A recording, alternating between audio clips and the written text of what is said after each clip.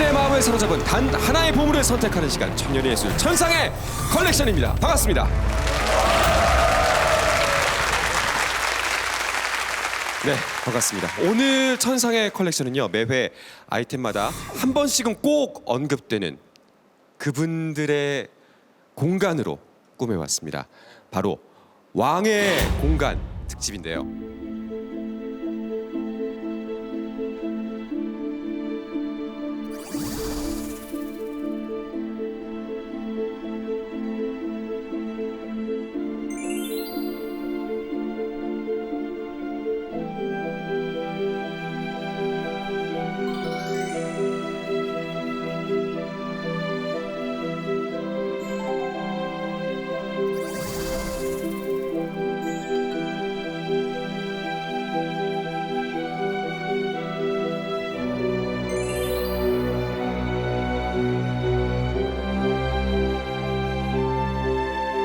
역사의 한 배경이 돼서 임금의 삶을 담아낸 왕의 공간에는 과연 어떤 차이들이 있을까요? 오늘 천상의 컬렉션에서 만나보실 수가 있습니다. 왕의 공간 특집 지금 시작합니다.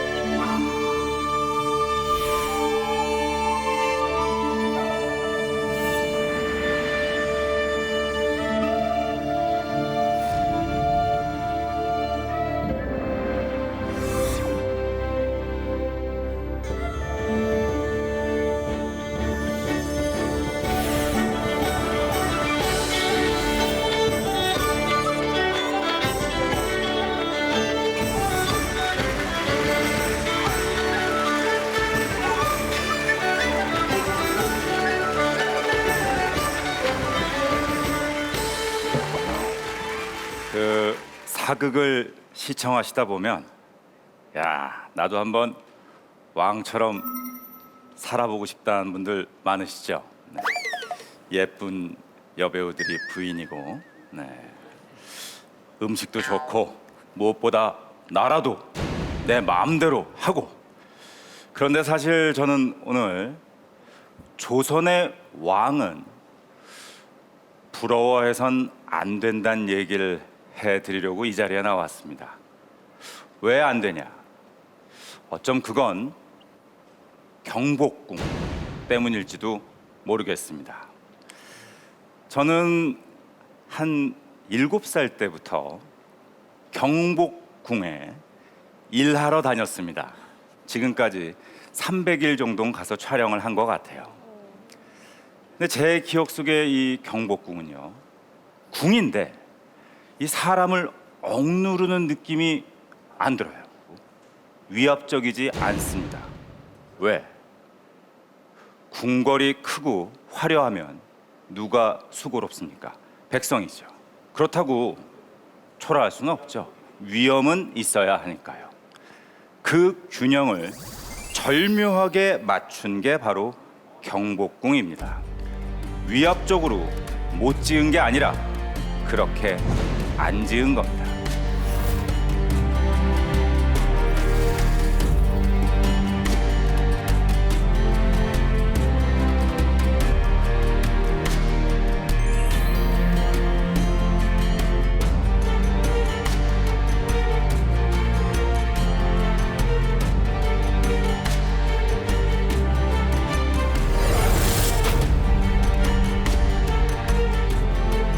그런데요, 조선 초기 왕들은 경복궁을 기피했어요.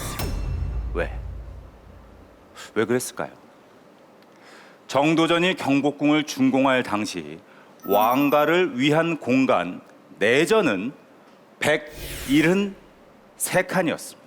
그런데 임금이 신하들과 함께 일해야 하는 사실상의 신하들의 공간 외전이 몇 칸이었을까요? 192칸. 이상하죠?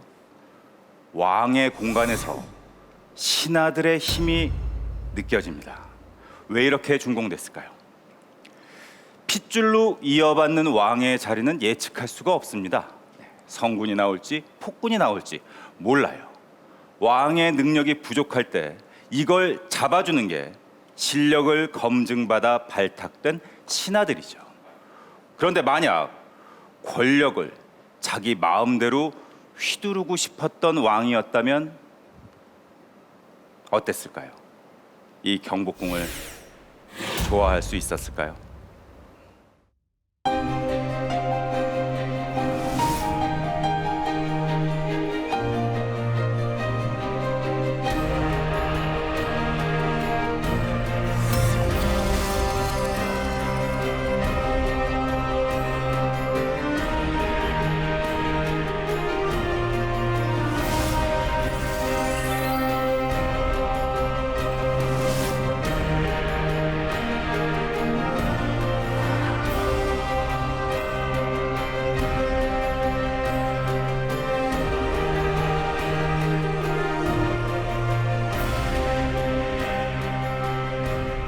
(1418년) 22살의 젊은 세자가 왕위에 오릅니다. 바로 세종이죠. 왕위에 오른 세종은 경복궁을 수리하고 이름이 없던 건물에 이름을 짓습니다. 왜? 대체 왜? 여기서 세종의 의지를 볼 수 있습니다. 아버지, 큰아버지, 할아버지, 이전 어떤 왕도 조선의 건국 이념에 맞는 왕으로 살지 못했습니다. 아니, 오히려 도망치고 피했죠. 세종은 여기서 도전의식을 느꼈을 겁니다. 내가 살아보겠다. 경복궁이 명하는 왕의 삶을 한번 살아보겠다고 말이죠. 이 경복궁이 말하는 왕의 삶은 뭘까요? 답은 경복궁에 새겨져 있습니다. 근정전, 궁궐 중심에 새겨진 명령은 부지런하게 정치하라입니다. 새벽 5시에 눈을 뜨면 밥 먹고 조회 참석, 문안 인사, 업무 보고, 점심 먹고 국정회의, 낮 공부, 상소문 검토, 정책 지시, 소집, 잡무 처리, 다 끝나면 저녁 공부, 상소 검토하다 일 처리가 시원찮으면 다시 야간 면담하고 일 처리.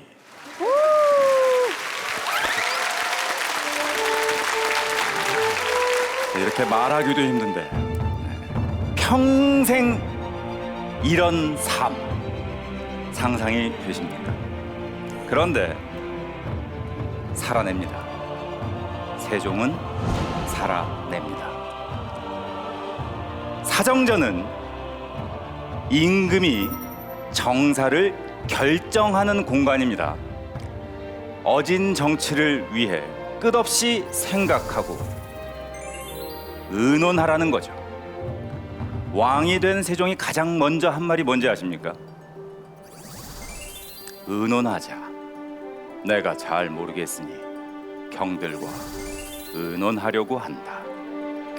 왕이 독선이 아니라 신하들에게 의견을 구해서 최선의 정치를 생각하겠다는 거죠. 경복궁 정문에 세종이 달아준 이름이 뭐죠? 광화. 큰 덕을 온 나라에 비추다. 이름 짓는데 그치지 않고 자신이 지은 이름을 실천하기 위해 세종은 무엇을 했습니까? 임금의 뜻을 읽지 못하는 백성들, 자신의 뜻을 임금에게 전달하지 못하는 백성들과 소통하기 위해 한글을 만들었습니다.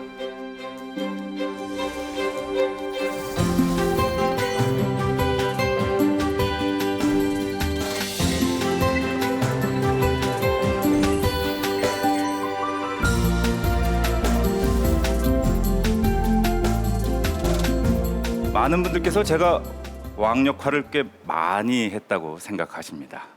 하지만 저는 딱 2번밖에 못 해봤습니다. 고등학교 때 연산군 3주 동안 했습니다. 그리고 20년이 지나서 고종의 역할을 했었습니다. 근데 저는 왕을 연기하면서 정말 힘들었습니다. 연기하기도 이렇게 힘든데 왕으로 산다는 거 정말 힘들겠다. 왜냐? 언제 어디서나 늘 누가 따라다녀요. 왕은 혼자 있지 못합니다. 일할 때만요? 아니요. 쉴 때도요. 왕의 침실은요, 이 다른 방들로 이렇게 둘러싸여 있습니다. 네. 왕이 하루를 힘들게 보내고 부인을 만났습니다. 근데 이런저런 얘기하다 보면 이제 좀 길어지겠죠. 그러다 보면 이 둘러싸여진 방에 상궁들이 왕에게 한마디 합니다. 옥체를 보존하고 자중하랍니다. 가장 은밀한 사생활까지 간섭을 합니다. 자, 그러니 왕의 침실에 붙은 이름 강령, 저 단어도 예사롭게 보이지 않습니다.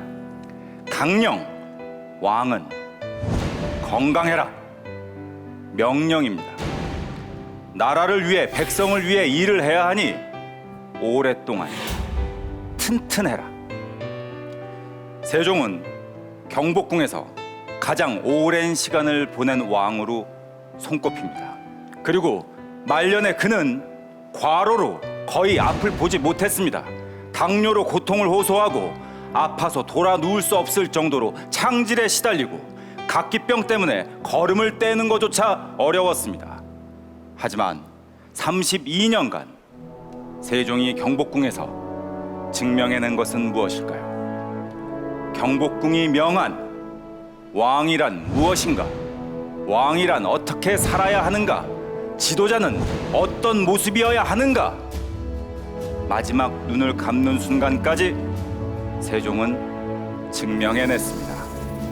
53살 자신의 삶으로 증명했습니다.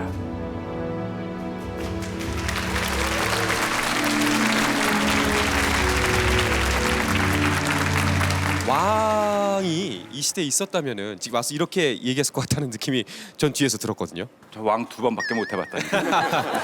한 번도 못한 사람이 여기 100명이 넘습니다. 네. 예. 맡았던 역할 중에 가장 신분이 천한 계급이 이몽룡이었다고. 예. 가장 천한 신분이 그러니까요. 이몽룡이었다고요? 아니 여기에 춘향이가 여기서 있습니다. 만났는데 제가 정말. 미스 춘향이거든요 또. 예. 그래서 옹영이도 만났네요 녹화장에서. 갑자기 자기 자랑을. 근데 갑자기 이렇게 방자가 된 것 같지? 갑자기 개인적으로 이제 한국 처음에 도착했을 때 바로 그날에 광화문역에서 나와가지고 경복궁 딱 바라보면서 되게 감탄했었거든요. 아, 이제 드디어 한국 왔구나. 그 이후로는 경복궁 거의 한 15번 정도 간 것 같아요. 왜냐면 어머 오시거나 이제 친구들 오면은 다 구경시켜주잖아요. 또 낮에 보는 경복궁도 정말 아름답지만 이제 또 시즌별로 이렇게 야간 개장할 때도 있잖아요. 그럴 때 친구들 아니면 연인들 이렇게 같이 가는 것도 정말 좋더라고요. 제가 듣기로는 이제 자금성이랑 경복궁이랑 굉장히 비교를 많이 한다고 하던데. 경복궁이 자금성을 베꼈다. 네, 아닙니다. 네, 경복궁이 12년 먼저 지어졌습니다. 네, 그리고 자금성보다 작긴 작아요. 경복궁이 넓이가. 근데 한 어느 정도 작을까요? 땅이 더 크다 보니까 그렇죠. 더 크지 않을까. 한 10분의 1? 부지 면적만 봤을 때 60% 정도의 크기라고 하니까 국토 면적 비교해 보면 뭐 그렇게 작은 게 아니지 않습니까? 그렇죠. 칸수로만 봐도 이 경복궁이 자금성에 밀리지가 않다고 해요. 자금성에 무려 9,999 칸이군요. 그런데 흥선대원군이 이 경복궁을 복원할 당시에 칸수가 7,200칸이나 됐다고 합니다. 비슷하네요. 버금가죠. 되게 많은 거예요. 중국인들이 이제 관광을 오면은 이 경복궁은 자금성의 뒷값만 하다 그런 식으로 소개를 맞아요, 맞아요. 화장실을 되게 넓게 쓰네요. 그렇죠. 네, 중국 사람들 대단하네요. 자음 활동이 굉장히 원활한 걸로. 크게 싸다봐, 크게 대부분들의. 싸다봐. 따로 안 치워도 되겠어요, 공간이. 그러니까요. 일제 때 거의 80%가 회철이 됐거든요. 그리고 그 조선통 총독부를 지으면서 거기다가 뭐 잔디를 짓는다든가 정부장을 짓는다든가 심지어는 그 400m 육상 트랙을 거기다가 짓는다든가 뭐 그런 식으로 회철을 했거든요. 잔디는 왜 심는 거예요? 근데 그러니까 잔디는 우리가 묘자리에 심는 게 잔디잖아요. 그래서 약간 궁궐이 가진 의미를 퇴색시킨다. 그래서 잔디를 심었다. 그런 얘기를 들은 적이 있거든요. 잔디를 보면은 한양 있는 백성들이 아 이거 정말 조선 왕조가 끝난 거 아닌가 하는 게 한탄을 했을 것 같아서 마음이 정말 지나가는 아프네요. 백성들이 볼 때도 맞아요. 야 이거는 그치. 왕이 살던 궁이 묘자리처럼 돼버렸구나. 경복궁은 정도전의 뜻으로 만들어진 그 사람의 뜻으로 만들어진 궁궐이고 그리고 그 뜻을 이룬 것은 세종대왕이잖아요. 이 두 사람 중에 누가 진짜 진정한 경복궁의 주인일까요? 세종이라고 봐야 된다고 생각을 합니다. 왜냐하면 정도전이 설계를 했을 때 물론 설계자니까 본인의 아이디어가 다 담겨져 있는 작품, 하나의 작품이긴 합니다만 그걸 완성해낸 게 세종이기 때문에 세종에게 오히려 좀 소유권이 있는 게 아닌가. 음악으로 따지자면 사실 작곡가가 있잖아요. 예를 들어 작곡가가 정도전이라고 하고 부르는 사람이 저라고 하고 이제 세종이 저라고 생각을 하면 사실 주인이 아닌 거예요. 저작권 누가 받아요? 저작권을 만약에 곡을 만드는 사람이 받죠. 그러면은 근데 저는 제 곡 제가 다 하거든요. 아까 니잖아 왜 안 돼? 제가 아까 말씀드릴 때 나왔던 말인데요. 국가의 주인은 백성입니다. 그러니 곧 경복궁의 주인도 백성이라는 생각으로 그렇게 사셨던 게 아닐까 감히 제가 바라봅니다. 그래서 저는 그 광화문이 인상 깊었던 게 이제 정부에 말할 게 있으면은 광화문으로 다 이제 나가잖아요. 그래서 세종대왕님이 아무래도 우리와 함께 소통한다는 의미로 광화문을 이제 말을 짓지 그렇게 않았을까. 둘 게 또 일맥상통하겠네요. 그렇네. 예. 나라의 주인이 왕이 아니라 백성이라는 선언에서 시작한 조선의 정궁. 위정자는 무엇인가? 위정자는 어떻게 살아야 하는가를 끊임없이 명하는 궁궐. 1395년 선 경복궁은 오늘의 위정자들에게 같은 명령을 내리고 있습니다.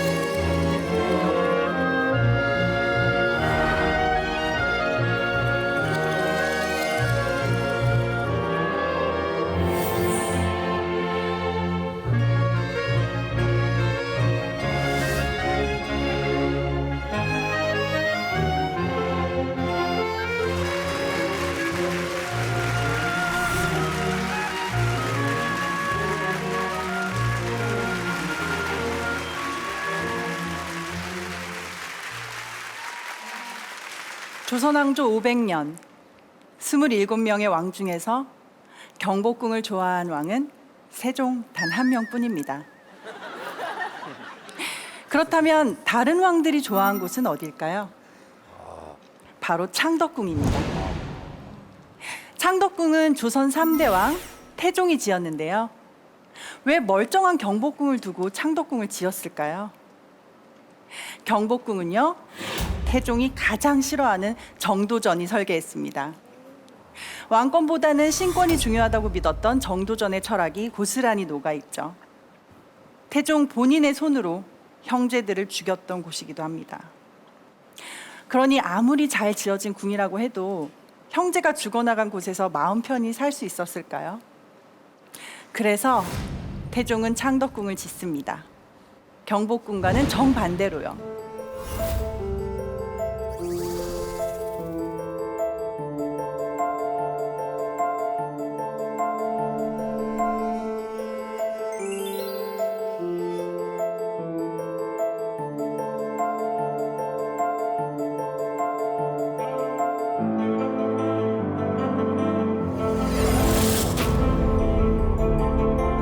일단 궁궐이 놓여있는 지형부터 다릅니다.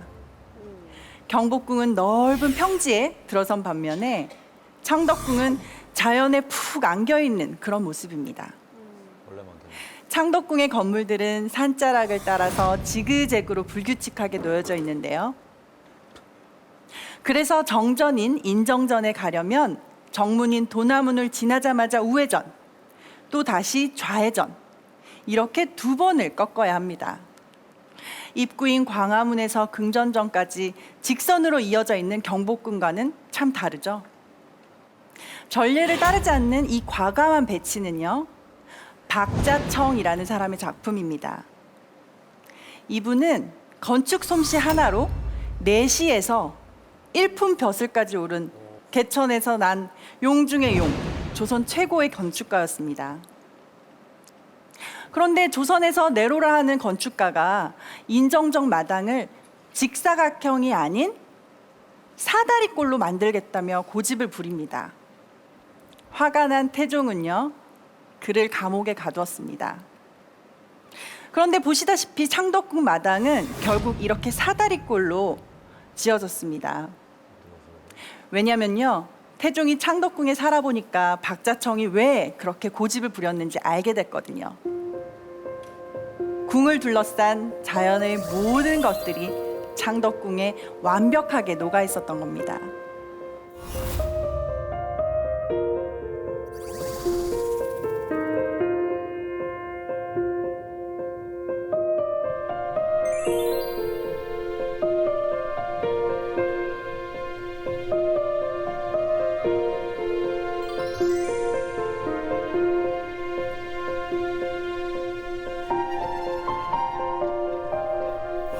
이것은 200년 전 창덕궁의 모습을 그린 동궐도인데요. 당시의 궁궐의 모습이 생생하게 담겨 있어요. 여기에 가장 많이 등장하는 것이 뭘까요? 나무. 네, 바로 나무입니다. 무려 2,800그루가 넘는데요. 종류며 모양이며 크기가 다 제각각이죠. 창덕궁에서는 이런 나무 한 그루도 완벽한 건축의 일부였습니다. 자연을 거스르지 않는 것, 이것이 바로 박자청이 추구한 자연 건축이었어요. 하물며 그게 왕의 집이라고 해도 말이죠. 자연이 주는 편안함 때문인지 조선의 왕들은요, 경복궁보다 창덕궁을 더 좋아했습니다. 오죽하면 임진왜란으로 모든 궁궐이 불탔을 때도 광해군은 경복궁이 아닌 창덕궁을 대건했습니다. 그로부터 무려 260년 동안 창덕궁은 조선의 정궁으로서 무게를 감당하게 됩니다. 경복궁보다 더 긴 시간 동안 말이죠.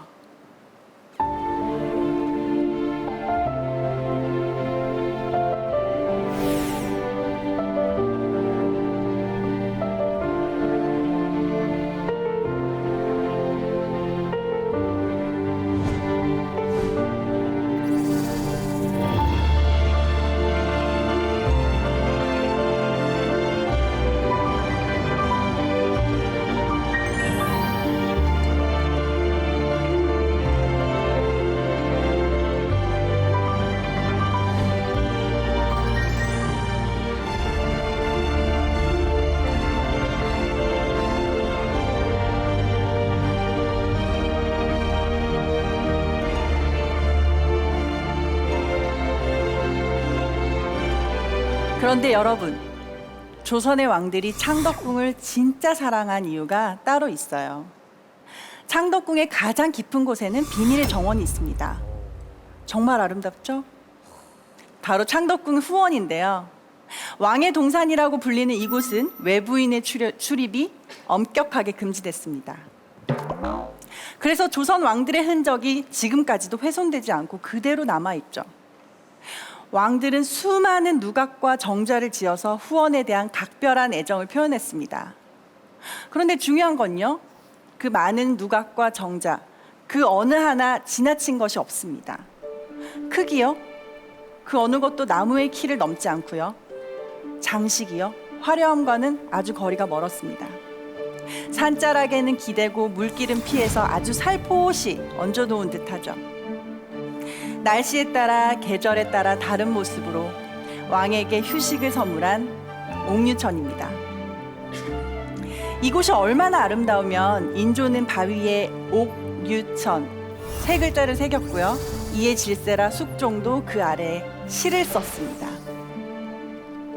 왕에게 이 후원은 국사로 지친 몸과 마음을 달래주는 힐링 공간이었어요. 하지만 왕들이 창덕궁 후원을 단순한 휴식 공간으로만 사용한 건 아닙니다. 여기 초가지붕을 한 정자 보이시죠? 바로 창의정이라는 곳인데요. 성종은 이곳에 작은 논을 만들어서 직접 벼농사를 지었습니다. 백성의 땀과 노고를 헤아리기 위해서였죠. 가을이 되면 왕은 이 벼를 수확해서 춘당벼라는 이름으로 신하들에게 하사했습니다. 하늘의 고마움을 만백성에게 알리라는 그런 뜻이었죠.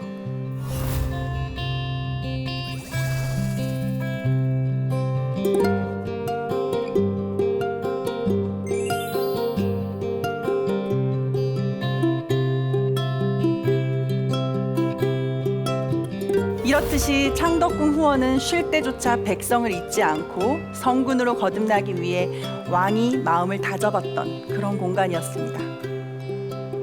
창덕궁에는 조선왕조 500년의 건축 철학이 담겨 있습니다. 자연 그대로의 인간의 솜씨를 아주 살짝만 더해서 가장 완벽한 조화를 이뤄낸 것이죠. 이것이 우리나라 5개의 궁궐 가운데 유일하게 창덕궁만이 유네스코 세계유산으로 지정된 이유입니다. 여러분, 세계가 인정한 창덕궁이야말로 오늘 천상의 컬렉션에 가장 어울리는 우리나라를 대표하는 진정한 명품 건축 아닐까요? 감사합니다. 감사합니다. 이 맹걸 창덕궁에 기거하시는 것 같은 분이 나오셔서 네, 발표를 해주셨는데요. 우리나라 5개 궁궐 중에서 유일하게 창덕궁이 1997년 유네스코 세계문화유산으로 지정이 됐다고 합니다. 우리나라만의 그런 천혜의 자연환경을 가장 잘 살려서 잘 어우러지게 설계한 건축물이었기 때문에 지정될 수 있었다고 생각을 합니다. 약간 영국식 정원 보면 물론 아름답지만 그래도 계속 사람들이 깎고 그냥 억지로 이제 압박하려고 하는 것 같은데 창덕궁은 그렇진 않거든요. 산을 또 감싸고 있는 궁이 너무 아름다워서 그 도심 한복판에 있다는 게 정말 놀랍지 않습니까? 그래서 많은 외국인들이 정말 찬사를 보낸다고 합니다. 분위기가 이렇게 되면 세종이 특이한 건데. 여러분들이 생각하시기에는 과연 어디가 진짜 왕의 공간인 것 근데 같으세요? 저는 느낌이 경복궁이 이렇게 잘 짜여진 클래식 같다면은 창덕궁이 그 자유를 상징하는 뭔가 힙합이지 않을까. 그런 느낌이 받았습니다. 어떻게든 힙합으로 가요. 네. 자, 경복궁이 더 나은 것 같아요. 왜냐면은 전 창덕궁이요. 아니에요. 창덕궁이 역사가 좀 더 길긴 하지만 역사적으로 봤을 때 사신을 접대한다든지 아니면 국가적인 행사가 있을 때 꼭 경복궁에서 했어요. 그래서 제가 볼 때는 경복궁이 한 수이지 않을까 이렇게 봅니다. 이게 경복궁인데 위에서 바라본 모습인데요. 창덕궁이고요. 이게 저희가 이제 창덕궁입니다. 이게 좀 자유분방하잖아요, 창덕궁이. 그러니까 이게 보면 약간 1인자 먼저 만들었으니까 1인자가 2인자 느낌이에요. 이 1인자면 뭐 유재석 선배 그런 느낌. 유재석이다. 약간 정직하고 그렇게 해야 돼요. 올바르고. 네, 약간 여기 박명수 선배 느낌이 좀 나요. 자유분방하고 빈틈 많고 그런 느낌인 것 같아요 지금. 박선광 씨는 그러면 저 박명수 씨가 좋은 거예요? 아니면 유재석 씨가 좋은 거예요? 예? 저는 그냥 제가 좋아요. 네. 예, 예. 창덕궁의 별명도 많았다고 합니다. 경복궁의 이궁, 별궁, 그리고 이제 동쪽에 있는 궁궐이라고 해서 동궐. 이 동궐도가 바로 그 별명을 제목으로 한 그림이에요. 나무가 진짜 많은데 그쵸? 저기 그림에 있는 나무가 실제로도 있대요. 지금? 네. 그렇대요? 네. 제가 들었어요. 네, 여기에 나무가 2,800그루라고 제가 아까 말씀드렸잖아요. 그대로 있습니다. 네.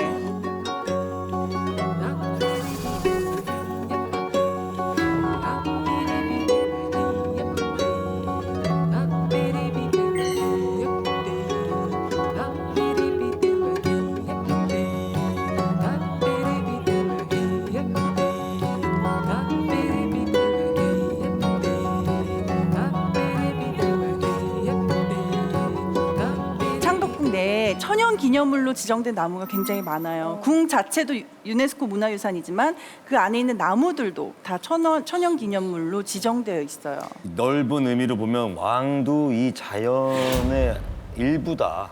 자연과 이렇게 하나인 것이다. 어떤 이런 좀 철학적인 의미도 있지 않나. 창덕궁에서 이제 왕이 백성의 마음을 헤아리기 위해서 논농사를 직접 지었다는 게 신선했어요. 그 왕이 그 농사 짓고 있을 때 그 신하들 얼마나 불편했을까요? 같은 왕하고 이제 신하 옆에서 아유 이거 어떡하냐 나 뭘 해야 되냐. 군대로 치면은 포스터가 와서 청소하고 있는 거 아니에요? 청소하고 있는데 옆에서 예. 어이구 불편해.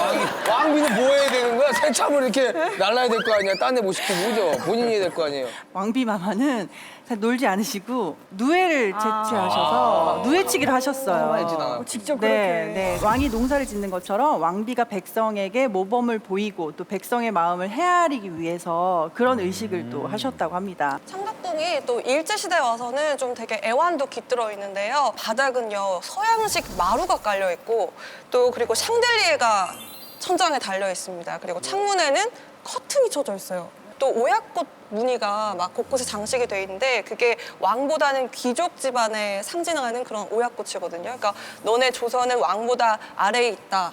이런 인식을 계속 이렇게 심어주려고 그런 식으로 이렇게 바꿨다고 합니다. 일본에서 이제 어렵게 정말 다시 돌아와서 마지막까지 그 덕혜공주가 머물렀던 곳도 창덕궁이라고 하죠. 예, 예. 가슴 아픈 장면이 역시 1910년 8월 22일 날 어떻게 보면 한일 병합 그 의결이 된 데거든요. 조선왕조의 마지막, 그다음에 대한제국의 마지막 순간을 보여주는 굉장히 그 유서 깊고 파란만장하고 그 슬픈 역사를 안고 있는 그 궁이라고 봐야 됩니다. 창덕궁에서는 커다란 권력을 가진 왕도 자연 앞에서는 그 왕관을 내려놓고 자연의 이치를 배우려고 했습니다. 전 세계 유일무이한 가장 한국적인 아름다움을 고스란히 지금까지도 담고 있는 창덕궁입니다. 감사합니다. 감사합니다.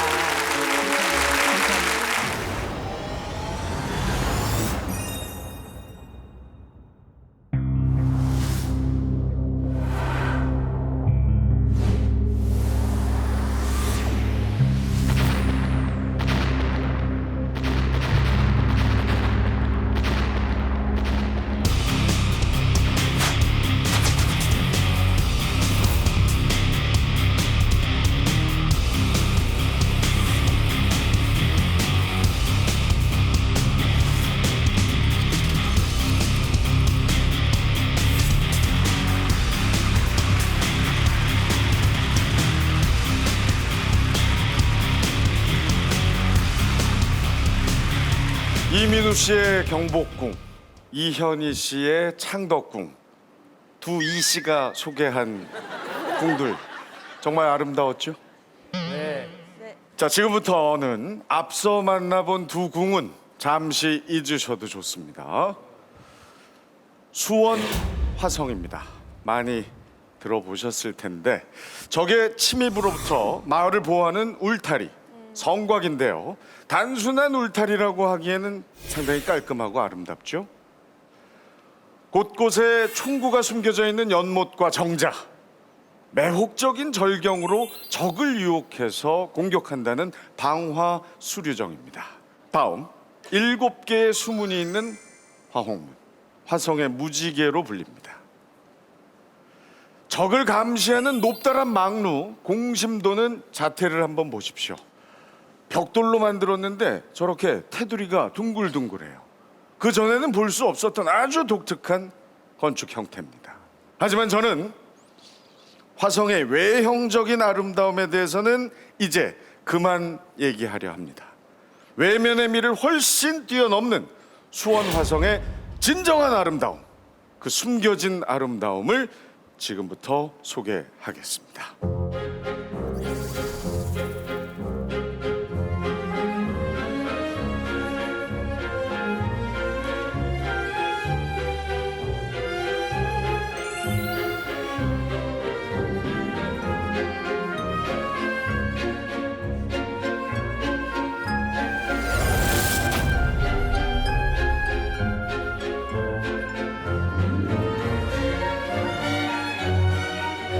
자, 수원 화성을 짓는다는 거 국가적인 공사예요. 왕의 말이 곧 법이던 조선시대입니다. 묻지도 따지지도 않고 그저 백성들은 끌려가서 왕의 명령에 따라야 했었습니다. 그런데 화성 건축 과정을 기록한 화성 성역 의궤를 보면 특이한 기록이 발견이 됩니다. 강악지, 대놈이, 작은 놈이 각각 강아지, 큰 놈, 작은 놈 공사에 참여한 하층민들의 이름이에요. 그리고 그 이름 밑에 숫자가 있죠. 일한 기간입니다. 그리고 한 가지 더 6전, 12전, 2전 오픈 이게 뭔지 아십니까? 바로 일한 사람들에게 지급한 품삯입니다. 누가 얼마나 일했는지 정확하게 기록하고 일한 만큼 대가를 지급한 거예요.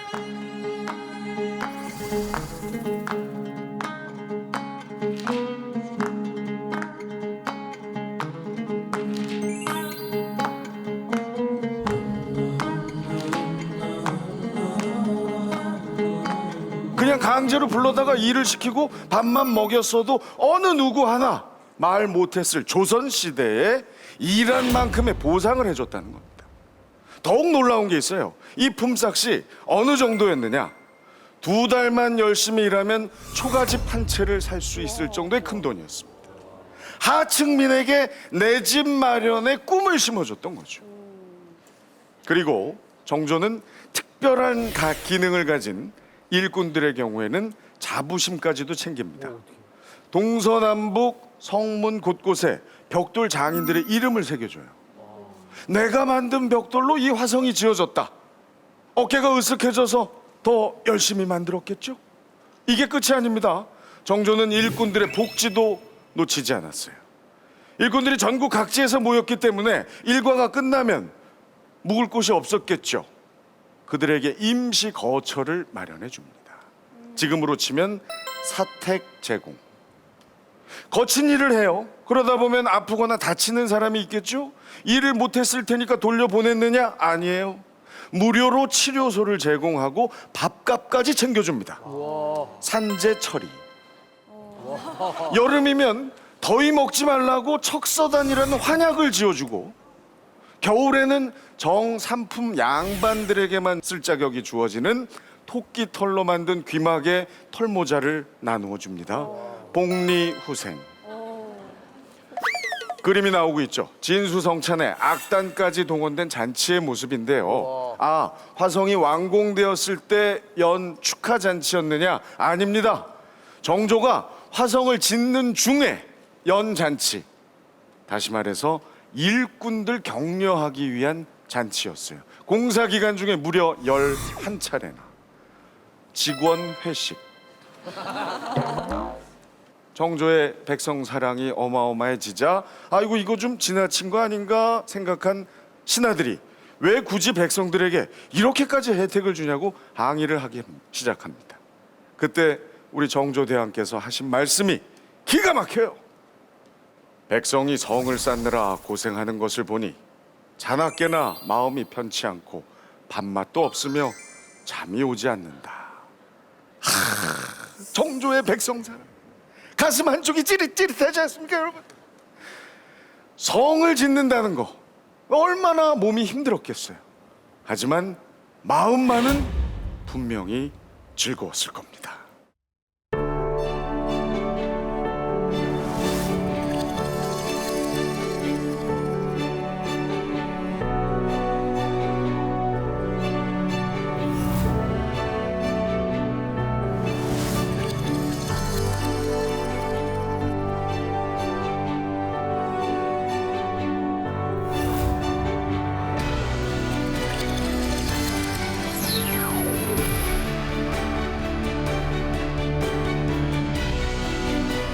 둘레 5.7km, 총 면적 약 40만 평에 이르는 방대한 규모의 수원 화성. 화성이 지어지기 이전의 성곽들은 보시다시피 대부분 둥글거나 네모 반듯했습니다. 그런데 수원 화성은 그 모양새가 매끄럽지 않습니다. 뒤에 있는 이 지도를 보시면 구불구불 급 커브들이 몇 번씩 있었는지 모르겠어요. 아하, 정조가 백성 사랑만 신경을 쓰다가 이 외관 아름다움을 놓쳤을까? 당신은 위에서 바라볼 방법이 없으니까 이 부분을 확인 못한 걸까? 아닙니다. 성곽을 쌓으려면 원래 거기 살고 있던 사람들 이주를 해야겠죠. 그런데 사정상 옮기기 힘들었던 백성들이 있었던 겁니다. 이때 정조는 강제 철거가 아닌 성곽의 위치를 바꾼 거예요. 그래서 백성들을 포용한 것입니다. 구불구불한 이 선이야말로 백성 사랑의 끝판왕 정조의 아름다운 마음의 선이었던 거죠.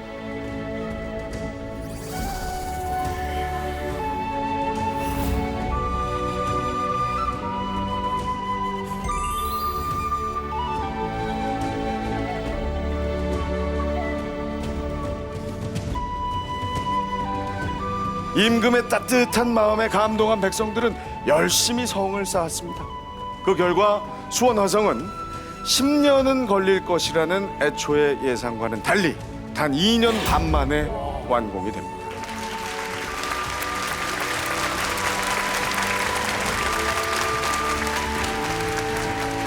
박수 치실 시간에 누르시면 됩니다. 백성을 귀하게 여긴 어진 임금, 자신을 인정해주는 왕을 위해 최선을 다한 백성, 수원 화성 안에 숨어있는 진정한 아름다움입니다.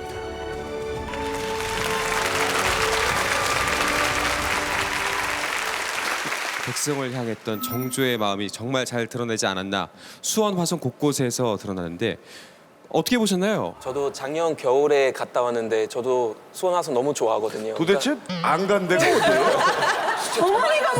또 막상 시간이 어머님이랑도 같이 갔다 왔는데요. 예, 근데 저는 공연 때문에 이제 수원 화성 쪽에 간 적이 있는데 군사 시설이라고 생각 못했어요. 그냥 되게 인테리어도 이쁘고 길들도 너무 이뻐가지고 데이트 그쵸. 코스인 예. 줄 알았거든요. 근데 이런 곳이 어떻게 전쟁을 했을까라는 생각을 하고 그 전쟁을 위해서만 만들어진 것 같지가 않은 느낌이 확실히 나는데. 정조 11살 때 그 아버지 사도세자가 돌아가셨거든요. 근데 어떻게 돌아가셨어요? 굉장히 비참하게 돌아가셨으니까 뒤질 속에 죽었는데 이런 그 묘의 이장을 갖다가 어떻게 보면 아버지 명예 회복의 마지막 프로젝트라고 생각을 한 거죠. 아버지의 묘를 하면서 이런 신도시를 꾸몄던 것이죠. 그 수원 화성에다가. 아, 그럼 이게 화성 신도시네요? 그렇죠. 신도시도 좋지만 그 동네 주민들이 매우 힘들지 않았을까요? 맞아요. 복지의 왕이잖아요. 그래서 그 기존에 화성을 지으려면은 그 전에 살던 백성들이 있을 거 아니에요. 그분들 이사 비용을 대줍니다. 자, 복지 너무 잘해요. 이사하면 또 새로 살아야 될 터전에서 적응하기 힘드니까 창업하라고 장사하라고 돈까지 대줬어요. 짱인 것 같아요. 신도시를 그 정도까지 해준다 그러면 내가 글로 이사 갈 의향이 있는데. 그 정도는 좀 알겠어요. 한 가지 문제 제기라고 싶은 게 수원 화성이 복제품이란 이야기가 있어요. 복제품? 예. 아, 그게 좀 이제 떨어지는 거 아닌가. 예, 가만 있어봐. 복제품이 맞긴 맞는데 복제 정도 복제 키긴 좀 그런데요. 너 몇 년 대비니? 네. 복제품이 맞긴 맞는데요. 맞아요. 엄밀히 따지면 복원품이라고 하는 게 맞습니다. 수원 화성이 일제 강점기에 그리고 6.25 때 많은 훼손을 입었습니다. 그래서 1975년에 다시 복원 공사를 시작한 거예요. 그러면 다를 거 아니에요? 자, 그런데 당시에 정조가 꿈꾼 그 유토피아를 그대로 복원한 것이 맞다라고 저희가 판단하는 게 무엇이냐?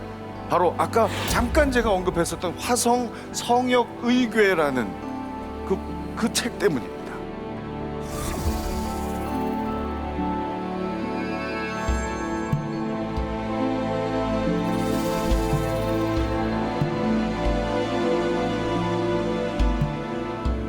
장안문 같은 경우는 6.25 때 거의 반이 없어졌어요. 완전히 훼손됐는데 아직까지 총알이 뚫려 있는 그 구멍들이 쫙 보이는데. 아, 6.25 때 총알 맞은. 근데 문 전체는 반으로 없어졌는데 너무나 쉽게 다시 복원할 수 있었어요. 너무나 기록이 잘 돼 있어서. 잠시만요. 복원물인데 복원물인데 어떻게 세계문화유산 거기 등재가 될 수가 있는 거죠?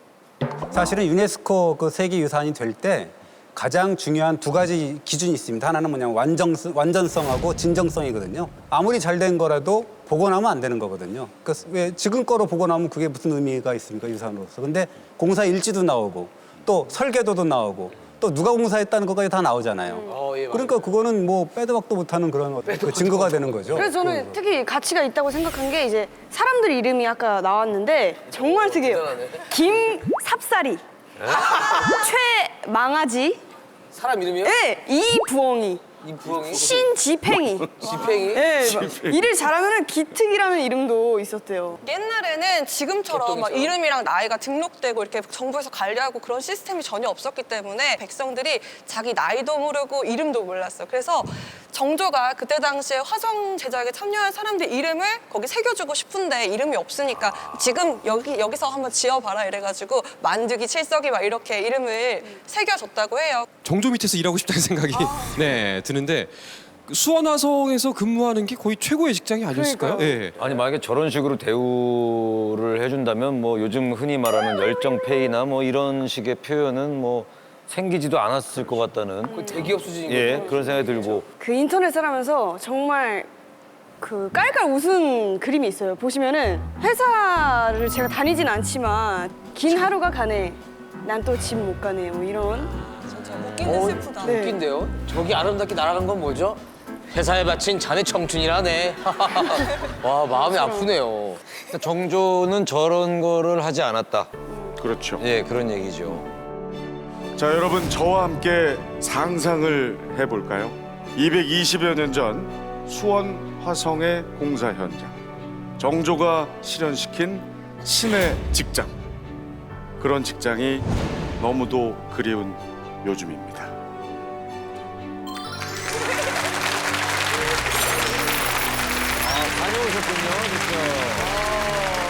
경복궁이 명하는 왕의 삶을 한번 살아보겠다. 왕이란 무엇인가? 왕이란 어떻게 살아야 하는가? 지도자는 어떤 모습이어야 하는가?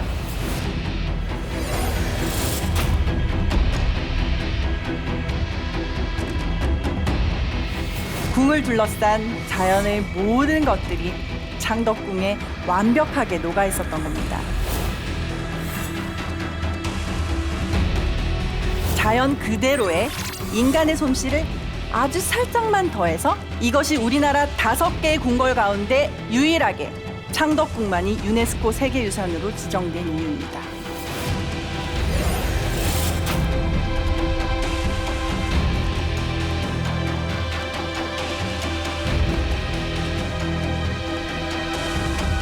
지금으로 치면 사택 제공, 산재 처리, 복리 후생.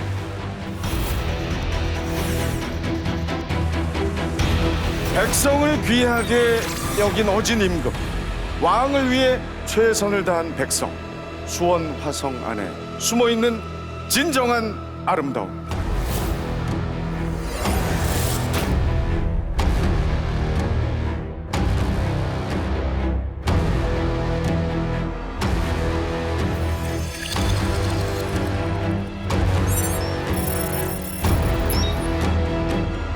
네, 중간 투표 결과 서경석 씨의 수원 화성이 가장 많은 표를 얻었습니다. 큰 박수 부탁드리겠습니다.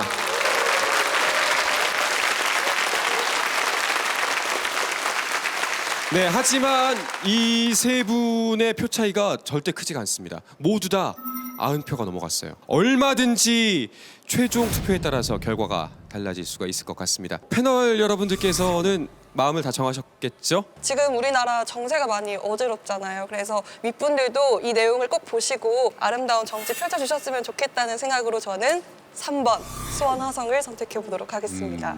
저는 진짜 한국에 첫날 딱 도착했을 때 그 경복궁에 대한 감정이 너무 어마어마했었어요. 그래서 그 느낌이 아직까지 제일 강한 것 같아요. 그래서 저는 1번 경복궁을 선택했습니다. 당신의 마음을 사로잡은 단 하나의 보물에 불을 밝혀주세요. 자, 불이 하나 둘씩 들어오고 있습니다.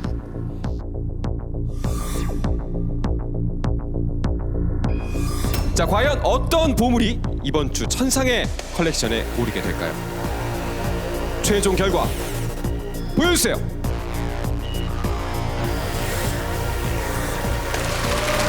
네, 오늘 천상의 컬렉션에는 호스트 서경석 씨의 수원 화성이 올랐습니다. 축하드립니다.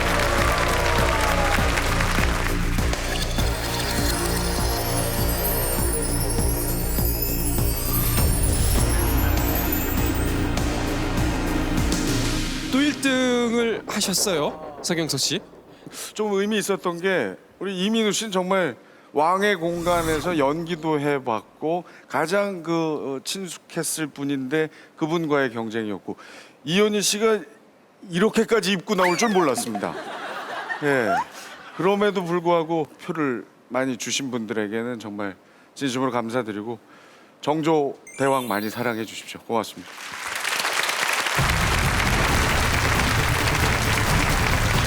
당신의 마음의 불을 밝혀줄 단 하나의 보물, 단 하나의 이야기가 여러분을 찾아갑니다. 지금까지 천상의 컬렉션이었습니다. 고맙습니다.